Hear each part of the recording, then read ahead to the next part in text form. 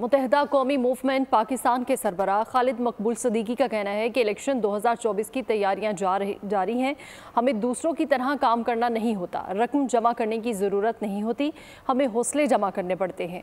خالد مقبول صدیقی نے bureau chief Karachi Asim بھٹی سے خصوصی گفتگو کی ہے۔ انہوں نے مزید کیا کہا، آئیے آپ کو دکھاتے ہیں۔ جی، تمام ہی سیاسی جماعتوں کی جانب سے الیکشن کی تیاریاں جاری ہیں اور ایم کیو ایم پاکستان کے لیے 2018 کے الیکشن میں بڑا کڑا وقت تھا، لیکن اب قانونی ماہرین کہہ رہے ہیں کہ 2024 کے الیکشن میں ایم کیو ایم پاکستان کے لیے راہیں کافی ہموار دکھ رہی ہیں۔ میرے ساتھ ایم کیو ایم پاکستان کے سربراہ ڈاکٹر خالد مقبول صدیقی موجود ہیں، ان سے مزید بات کریں۔ ڈاکٹر صاحب، الیکشن کی تیاریاں پہلے تو یہ بتائیے کیسی چل رہی ہیں؟ جناب، چل رہی ہیں ہماری تیاریاں تو ہر دور میں مکمل ہوتی ہیں اور ہمیں دوسروں کی طرح کام نہیں کرنا ہوتا ہے، ہمیں رقم جمع نہیں کرنی پڑتی، ہم تو حوصلے جمع کرنے پڑتے ہیں، وہ اکٹھا ہیں اور انشاءاللہ تعالی کراچی دوبارہ اپنے اصل کی طرف لوٹ رہا ہے اور اس دفعہ کراچی کا مینڈیٹ کوئی چرا نہیں پائے گا۔ ہم اس کی نگہبانی کر رہے ہیں جس طرح ہم نے پاکستان کے یہ کراچی کے افراد کی گنتی میں کیا ہے۔ 2018 کے الیکشن میں بڑا مشکل وقت ہے ایم کیو ایم کے لیے، اس وقت کیا صورتحال ہے؟ یہ مشکل وقت پاکستان پہ تھا نا جناب، جو مینڈیٹ تھا اس کے بجائے آپ نے پاکستان کی عوام کے مینڈیٹ کے بجائے پالیسیز نے فیصلہ کیا ہے۔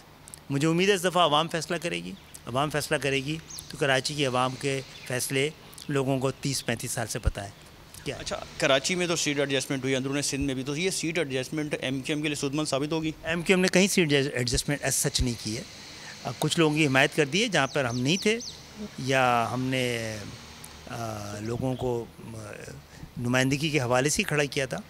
سیٹ ایڈجسٹمنٹ میں سمجھتا ہوں کہ خود آپ کے ووٹر کے ساتھ زیادتی ہوتی ہے، وہ آپ کو دینا چاہتا ہے پھر کسی اور کو دینا پڑتا ہے۔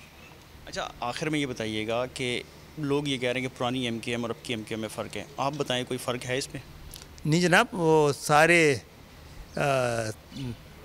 طرز سیاست بنیادی مقاصد سب ایک طرح کے ہیں، لیکن ہم زیادہ تحمل کے ساتھ اب کام کر رہے ہیں۔ دیگر سیاسی جماعتوں کی طرح ایم کیو ایم بھی پرعزم ہے کہ 2024 کے الیکشن میں وہ میدان ماریں گے اور سبسکرائب کریں اور بیل دبائیں تاکہ کوئی خبر رہ نہ جائے۔